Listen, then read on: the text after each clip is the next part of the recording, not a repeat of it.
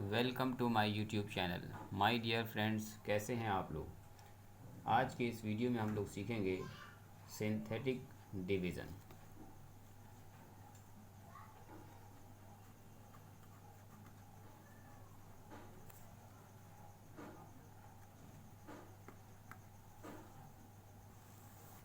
यानी कि डिवीज़न का एक ऐसा तरीका जिससे हम लोग अगर किसी पॉलिनोमियल को डिवाइड करते हैं किसी लीनियर पॉलिनोमियल से, तो हम लोग आसानी से उसका कोसेंट और रिमाइंडर बता सकते हैं क्या आएगा।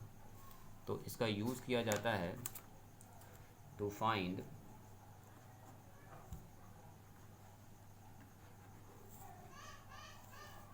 The quotient and remainder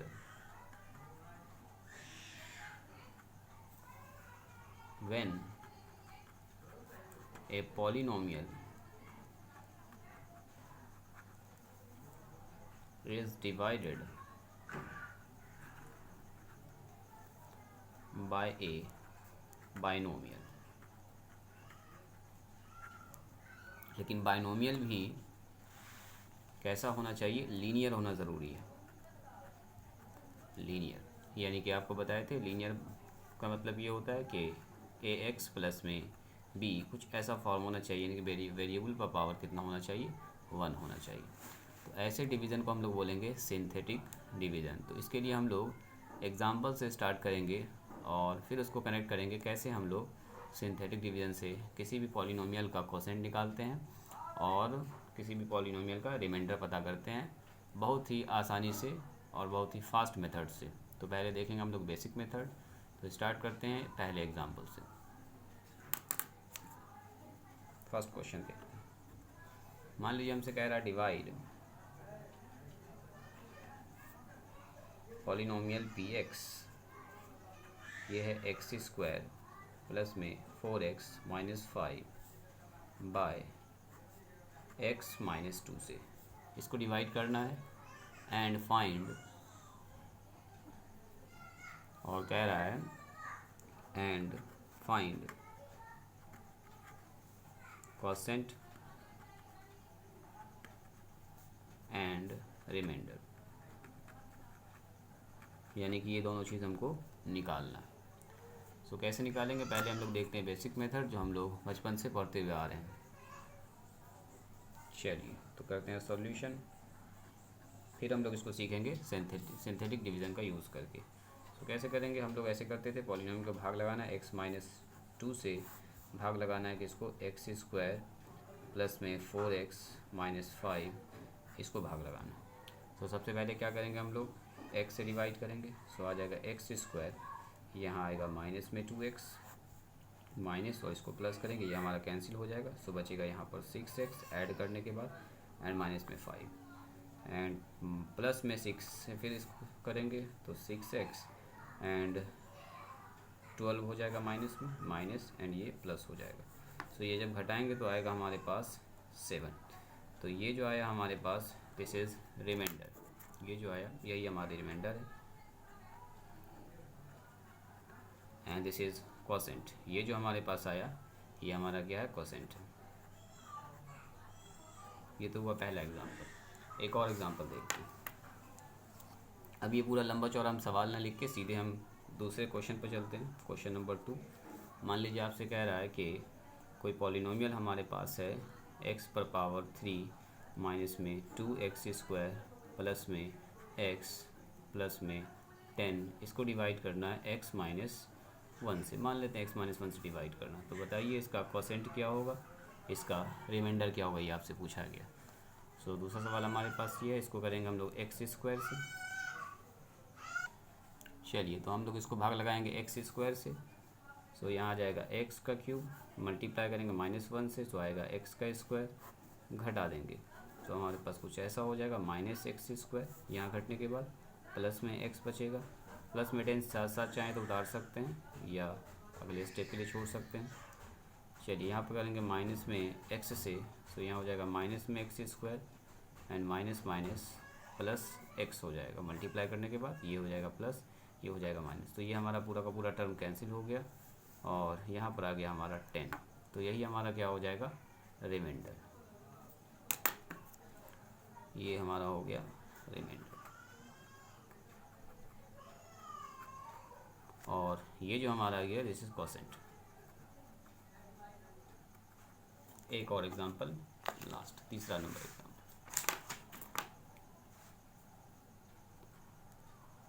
example number 3, मान लेते हैं हमारे पास एक पॉलिनोमियल है जो लिखा हुआ x पर power 4 and minus 3x² plus में 2। इसको डिवाइड करना है x प्लस 1 से, कुछ इससे डिवाइड करना है। सो डिवाइड करने के बाद कोसेंट क्या होगा, रिमाइंडर क्या होगा, ये आपसे पूछा गया है। तो सबसे पहले क्या करेंगे, चलिए तो इसको भाग लगाना है हम लोगों को। तो भाग लगाते हैं, यहाँ पर हम लोग करेंगे x पर पावर 3 से पहले डिवाइड करना, मल्टीप्लाई करना होगा। सो आएगा x पर पावर 4, मल्टीप्लाई में आ जाएगा प्लस में x पर पावर 3 एंड माइनस करेंगे, ये दोनों कट जाएगा। इसको जब ऐड करेंगे तो x पर पावर -3 वाला टर्म नहीं है, सो उतर जाएगा। 3x² ये टर्म उतर जाएगा और 2s उतर जाएगा। नेक्स्ट हमारे पास x पर पावर 3 लाना है यहाँ पर। सो हमको मल्टीप्लाई करना होगा माइनस में x के स्क्वायर से। ये डिवीज़न मेथड आप लोग पहले से भी जानते हैं। सो ये हो जाएगा माइनस में x का क्यूब, इसको इससे गुना करेंगे सो माइनस में आ जाएगा x²। ये प्लस होगा, ये प्लस होगा, ये हमारा कैंसिल हो जाएगा। सो ये दोनों ऐड होके होगा माइनस में 2x² एंड प्लस में 2। अगेन जब इसको हम लोग डिवाइड करेंगे तो प्लस में आएगा, सॉरी -2x से करना होगा, तो आ जाएगा माइनस में 2x² और इसको जब इससे गुना करेंगे तो आएगा -2 एंड x एंड कैंसिल हो जाएगा ये हमारे पास, तो बचेगा 2x प्लस में 2। तो फिर से एक बार और करेंगे मल्टीप्लाई 2 से करेंगे, सो आ जाएगा 2x एंड प्लस में 2 एंड माइनस कर देंगे तो ये हमारा कैंसिल, ये भी हमारा कैंसिल, मतलब रिमाइंडर कितना हो गया, 0। रिमाइंडर हमारा हो गया 0। कोसेंट हमारे पास ये हो गया, यही हमारा कोसेंट। अब क्या कोई और तरीका है रिमाइंडर एंड कोसेंट निकालने का, तो यस हमारे पास एक शानदार सा तरीका है, जिस तरीके का नाम है सिंथेटिक डिवीज़न। अब इस मेथड से हम लोग निकालते हैं रिमाइंडर एंड कोसेंट को। तो देखिए कैसे निकालेंगे। सबसे पहले ये क्या कहता है, चलिए अब यूज़ करेंगे सिंथेटिक डिवीज़न को। Use synthetic division. अब 1 बाय 1 तीनों सवाल को हम लोग देखेंगे सिंथेटिक डिवीज़न के मेथड से।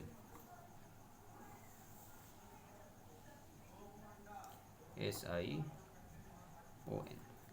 डिवीज़न, SION होगा यहाँ पर डिवीज़न में, खैर।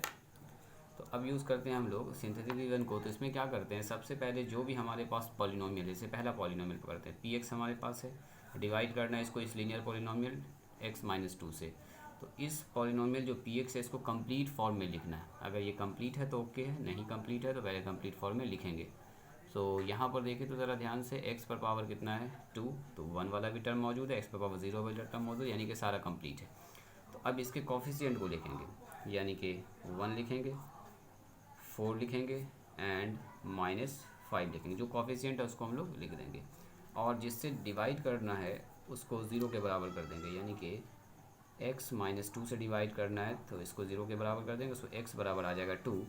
अब यहाँ 2 को हम लोग ऐसे करके लिखेंगे और ये वाला पहला टर्म हम लोग छोड़ देंगे और इसको उतार देंगे 1, और 2 को 1 से मल्टीप्लाई करेंगे तो यहाँ आएगा 2 और उसको लिख देंगे यहाँ पर 2 1 2 और यहाँ गया। इन दोनों को ऐड कर देंगे तो ये हो जाएगा 6। अब 2 को 6 से मल्टीप्लाई करेंगे तो आ जाएगा 12 और इन दोनों को ऐड कर देंगे तो ये आ जाएगा 13। सो ये वाला जो आएगा यही कहलाएगा आपका रिमाइंडर, सॉरी -5 एंड 12 करेंगे तो आएगा हमारे पास 7 आएगा, तो दिस इज़ रिमाइंडर। तो आप ध्यान से देखिए, रिमाइंडर हम लोगों ने 7 निकाला था। और कोसेंट की बात करेंगे, जो कोसेंट हमारे पास आएगा, कोसेंट फंक्शन आया ये, यानी कि 1 और 6। तो पहला कोफिशिएंट 1 होगा और अगला होगा हमारा 6, यानी कि कोसेंट हमारा QX अगर हम लिखना चाहेंगे तो यहाँ लिखेंगे 1 इंटू एक्स और 6 इंटू एक्स पर पावर 0 यानी कि x प्लस में 6। तो कहने का मतलब ये हुआ कि जिससे हम लोग डिवाइड कर रहे हैं उससे एक पावर कम हो जाएगा, क्योंकि हम लोग लीनियर पॉलिनोमियल से डिवाइड कर रहे हैं। आइए दूसरे सवाल पर। चलिए तो क्वेश्चन नंबर 2 को देखते हैं हम लोग सिंथेटिक डिवीज़न से। 2 में क्या है, सबसे पहले हमारे पास ये पॉलिनोमियल है, इस पॉलिनोमियल को भाग लगाना था। सो ये पॉलिनोमियल पहले देखते हैं कंप्लीट फॉर्म में है कि नहीं। तो ये कंप्लीट फॉर्म है, पावर 3 है, पावर 2 है, पावर 1 है, पावर 0 भी है। सो इसके कोफिशिएंट को लिख देंगे 1 -2 1 एंड 10 और इसको ऐसे करके घेर देंगे। किससे भाग लगाना है हमको, सो x -1 से। सो x -1 को बराबर करेंगे 0 के, तो आएगा x बराबर 1। तो 1 से बस इसमें करना है डिवीज़न। तो इसको पहले को एज इट इज़ उतार देंगे, कोई छेड़छाड़ नहीं करेंगे। अब इसको इससे मल्टीप्लाई करके यहाँ पर लिख देंगे। तो इसको इससे मल्टीप्लाई किया, आया 1, 1 को यहाँ लिख, इन दोनों को ऐड कर देंगे, सो आ जाएगा माइनस में 1। इसको इससे मल्टीप्लाई करेंगे, सो आएगा हमारे पास -1, इन ऐड कर देंगे तो आ जाएगा 0। एंड जब इसको इससे मल्टीप्लाई करेंगे तो 0 हो जाएगा और ऐड करेंगे तो आ जाएगा 10। तो ये जो लास्ट वाला आता है यही आता है रिमाइंडर।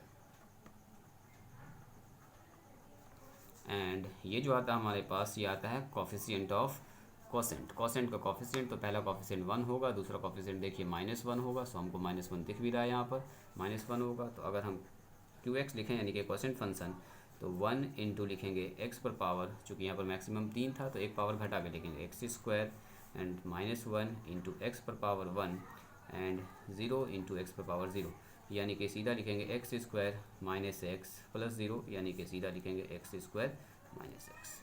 आइए तीसरे सवाल पर। क्वेश्चन नंबर 3 कह रहा था इसको डिवाइड कीजिए इसको। तो हमारे पास जो पॉलिनोमियल है px, ज़रा देखा जाए ध्यान से, ये सवाल इंपॉर्टेंट है। x पर पावर 4 -3x² और प्लस में 2। यहाँ पर x पर पावर 4 वाला टर्म है, लेकिन x² वाला टर्म यहाँ पर मौजूद है। 1 मिनट,